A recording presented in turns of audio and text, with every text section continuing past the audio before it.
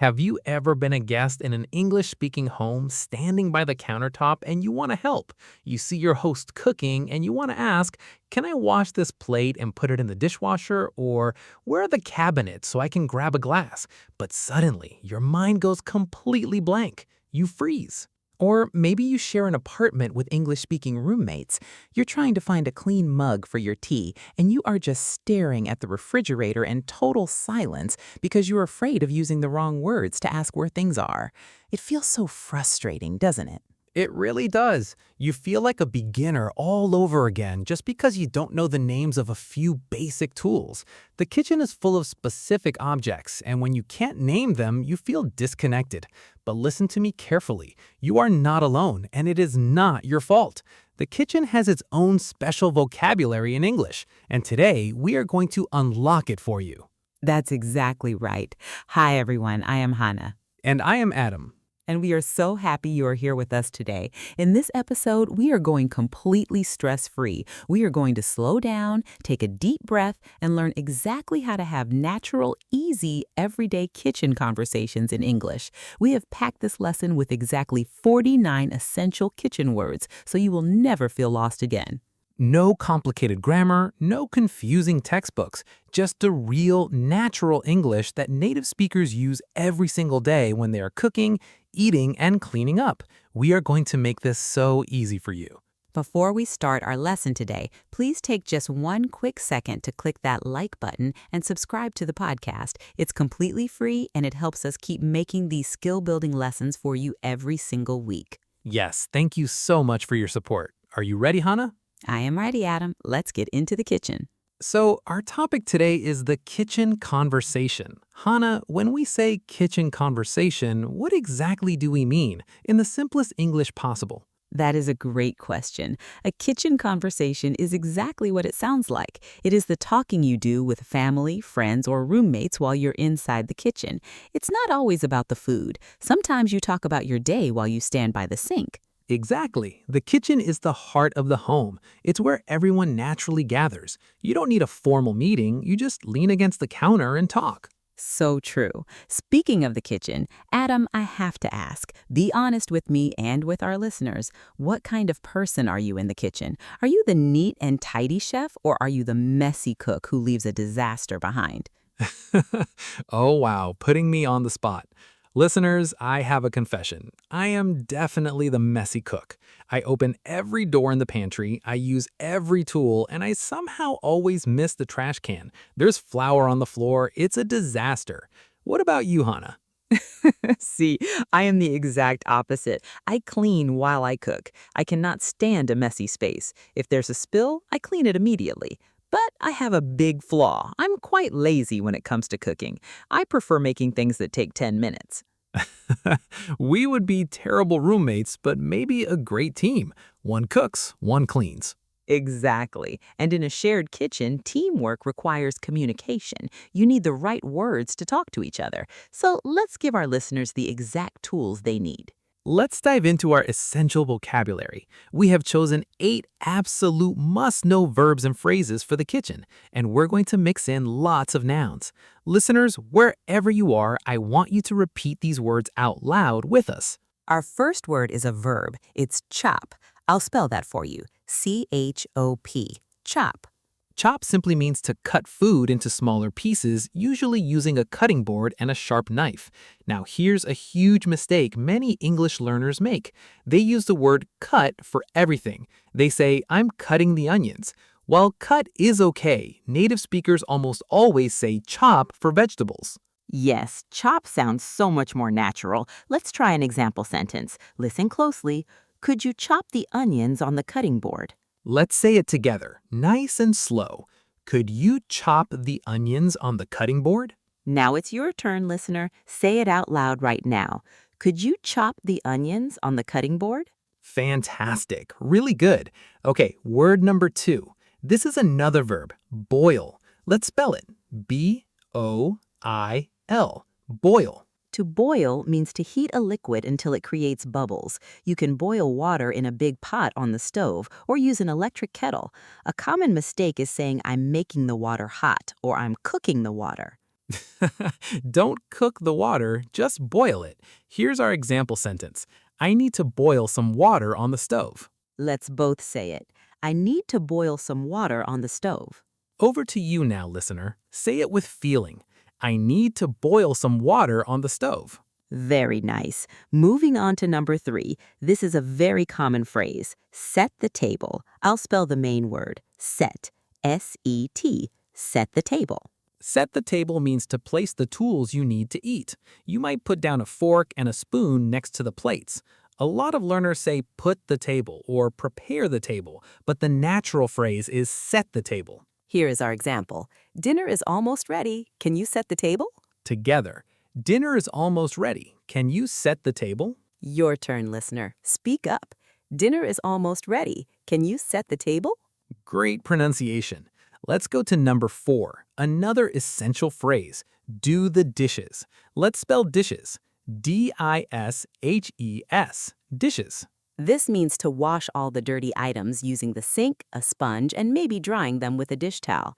The big mistake here is people say make the dishes, but do the dishes is extremely common. I hate doing the dishes, but here's a sentence. I cook dinner, so it's your turn to do the dishes. Let's say it together. I cook dinner, so it's your turn to do the dishes. Now you, listener, imagine you're talking to your roommate. I cook dinner, so it's your turn to do the dishes.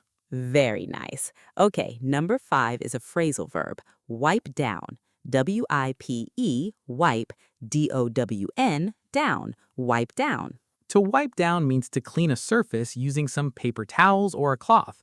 Often learners just say clean the table, but wipe down is specific. It means clearing away the crumbs and spills. Here's how we use it. Please wipe down the counters after you cook. Together. Please wipe down the counters after you cook. Over to you, listener. Nice and clear. Please wipe down the counters after you cook. Beautiful. Let's look at number 6. This is my favorite thing. Leftovers. Let's spell it out. L-E-F-T-O-V-E-R-S. Leftovers. Leftovers are the extra food you save. You might put them in a food container, cover them with plastic wrap or aluminum foil, and heat them in the microwave later. The mistake learners make is saying the old food. Don't say old food. Yes, we eat leftovers. Here's the sentence. Let's just heat up the leftovers in the microwave. Both of us say it. Let's just heat up the leftovers in the microwave. Now you, listener, let's just heat up the leftovers in the microwave. Perfect. Number 7 is a verb used in baking, preheat, P-R-E-H-E-A-T, preheat. Pre means before and heat means to make hot. So preheat means to turn on the oven before you put your baking tray inside. Don't forget to wear your oven mitts.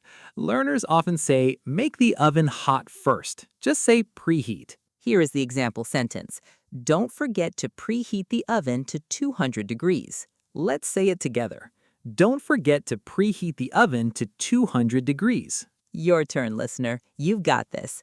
Don't forget to preheat the oven to 200 degrees. Excellent. And our final word, number 8, is a very important cooking verb. Stir. S-T-I-R. Stir.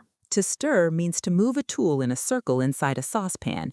You might use a spatula or a whisk. The big mistake is people use mix for everything. If you have a pot of soup on the heat, you stirred. Exactly. So here's our final example sentence for this section. Keep stirring the soup so it doesn't burn. Let's say it together. Keep stirring the soup so it doesn't burn. Okay, listener, last one for the vocabulary. Say it loud. Keep stirring the soup so it doesn't burn. Wow, you all did an amazing job. That was a lot of vocabulary. Now that we have the actions down, let's talk about the feelings. The kitchen is a place full of emotions, right, Hannah? It really is. Sometimes cooking is relaxing. You turn on the coffee machine, maybe use the toaster, or make a smoothie in the blender. But honestly, if you're trying to speak a second language while holding a hot pan, it is stressful. It really is. Many of our students tell us they feel overwhelmed in the kitchen. Overwhelmed means you have too much to do and your brain just freezes looking at a complicated recipe with 50 different ingredients. Exactly. If you feel overwhelmed, it's completely okay. Take a deep breath, but there are other feelings too. How about when you come home from work and you walk into the kitchen? How do you feel, Adam? Oh, I'm starving. That's our first feeling word for you to practice. Starving. Starving. It's an adjective that means you're incredibly, extremely hungry. Instead of saying I'm very hungry, try saying I'm starving. Yes. Is dinner ready? I'm starving. Now, what about when things go wrong? Imagine you drop a plate or you can't find anything in the drawers. In English, we call that being clumsy. Clumsy. Clumsy. It means you drop things, you bump into things. I'm very clumsy in the kitchen. Oh, see, we already established you're messy, Adam. It's a miracle I survived making breakfast. But seriously, if you drop something, you can just smile and say, "Oh, I am so sorry. I'm a bit clumsy today." It immediately breaks the ice. That is a great tip. Now, I want to teach a very famous idiom. Have you ever been cooking and three different people come in and try to help you at the same time? Oh, I hate that. It is too chaotic. Exactly. We have an idiom for this. Too many cooks spoil the broth. Broth is like soup. It means that if too many people try to manage the same project, they will ruin it. I love that idiom. Too many cooks spoil the broth. And listener, learning these English phrases is like learning a new recipe. The first time you try it, you might feel a little clumsy with your words. You might feel overwhelmed. But you cannot give up.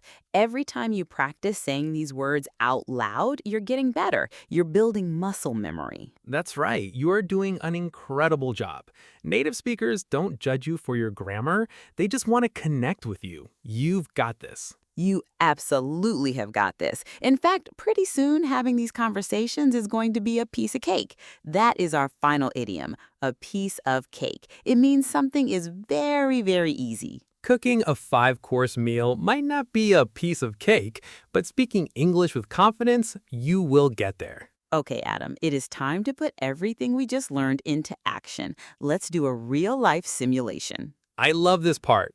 Listeners, imagine Hannah and I share an apartment. It's Friday evening, we're both hungry, and we're in the kitchen trying to put a quick dinner together. I want you to listen carefully. We're going to use the vocabulary words we just taught you, plus a lot of the kitchen tools we mentioned. Listen to how naturally they fit.